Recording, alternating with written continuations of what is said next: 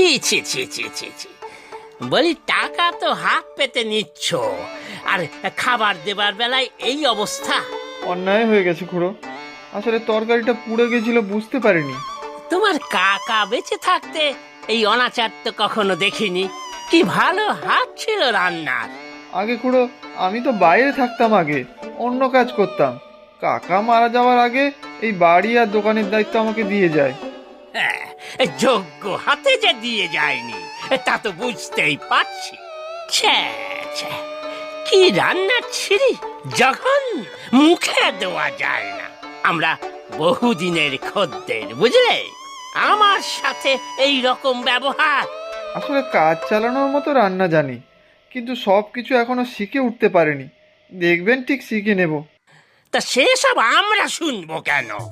Hotel চালাচ্ছ খাওয়ার বেচে, টাকা নিচ্ছ, তারপরে এসব নেকা কান্নাকে যে লাভ আছে? আর হবে না খুড়ো, বললাম তো। রুচি তো নয়, যেন চামড়া। একেই আমার দাঁতে ব্যথা, তারপর এসব খাওয়া যায়?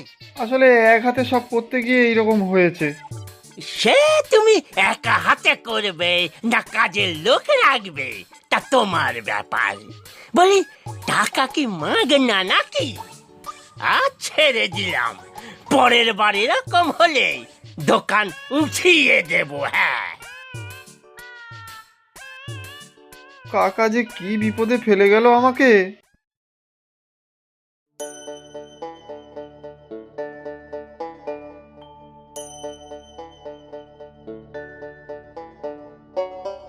এবার খেয়ে নাও তো, সেই কখন থেকে না খেয়ে বসে আছো। তুই খেয়েছিস? সে আমি খাবো পরে, আজ এত দেরি হয়ে গেল ফিরতে যে বাড়ি এসে আর রান্না করিনি। ওই বিজন কাকুর দোকান থেকে রুটি তরকারি কিনে আনলাম একেবারে। তা ভালোই করেছিস, বিজনের ভাইপো এখন দোকানটা চালায়।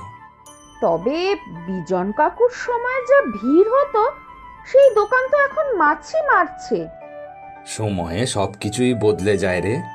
দেখ না, আমিও অসুস্থ হয়ে পড়লাম, আর তোকেও সংসার চালানোর সব দায়িত্ব নিতে হলো। আবার এসব কথা শুরু করলে?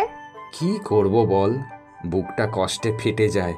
বাবা হিসেবে তো কিছুই করতে পারলাম না তোর জন্য। কত স্বাদ ছিল সাজিয়ে গুছিয়ে তোকে বিয়ে দেব।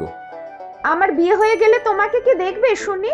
সে আমি একা ঠিক থাকতে পারবো।